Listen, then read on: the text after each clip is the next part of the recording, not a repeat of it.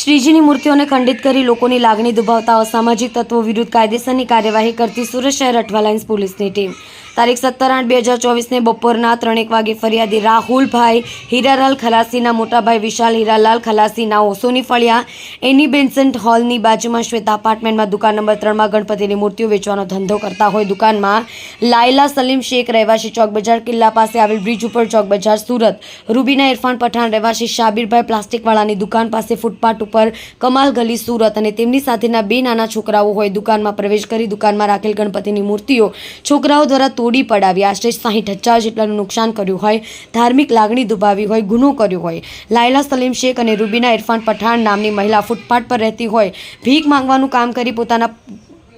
ગુજરાન ચલાવતી હોય. ગણપતિની મૂર્તિ તોડનાર છોકરાઓ નાની ઉંમરના હોય. ફરિયાદીએ જે તે વખતે ફરિયાદ કરી ન હતી. 8/9/2024ના રોજ રાત્રિના સૈયદપુરા ખાતે ગણપતિ પંડાલમાં નાના છોકરાઓએ પથ્થર મારી લોકોની લાગણી દુભાવી હોય. લાયલા સલીમ શેખ અને રૂબીના ઇરફાન પઠાણ ના હોય તેઓની લાગણી દુભાવતા સારું તેમની સાથેના 2 છોકરાઓ દ્વારા ફરિયાદીના મોટાભાઈ વિશાલની ગણપતિ મૂર્તિઓ વેચવાની દુકાનમાં પ્રવેશ કરી દુકાનમાં રાખેલ ગણપતિની આશરે 10 મૂર્તિઓ તોડી 60,000 જેટલાનું નુકસાન કરી ગુનો કર્યો હોય. બનાવ બાબતે ફરિયાદી રાહુલભાઈ હીરાલાલ ખલાસી ઉંમર 26 ધંધો વેપાર રહેવાસી ઘર નંબર 2/2016 ખારવાવાડ રુદ્રપુરા સુરત નાઓને 9/9/2024ના રોજ ફરિયાદ આપતા Athwa lines police station part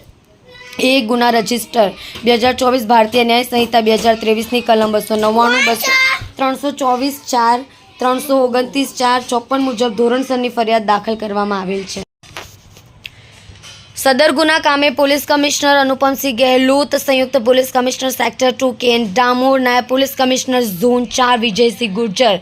મદદનીશ police commissioner G division VR Malhotra નાઓએ આપેલ સૂચના મુજબ સદર ગુનાના કામે પોલીસ ઇન્સ્પેક્ટર જીએમ હડિયાની સૂચનાને સીધા માર્ગદર્શન હેઠળ સર્વેલન્સના પોલીસ સબ ઇન્સ્પેક્ટર LM પુરોહિત સર્વેલન્સ સ્ટાફના પોલીસ માણસો સાથે વર્કઆઉટમાં રહી પોલીસ સ્ટેશન વિસ્તારમાં ચોક બજાર કિલ્લા પાસેથી ગુનામાં સંડોવાયેલા આરોપીઓ લાયલા સલીમ શેખ રહેવાસી ચોક બજાર કિલ્લા પાસે આવેલ બ્રિજ ઉપર ચોક બજાર સુરત તથા રૂબીના ઇરફાન પઠાણ રહેવાસી શાબીરભાઈ પ્લાસ્ટિકવાળાની દુકાન પાસે ફૂટપાથ ઉપર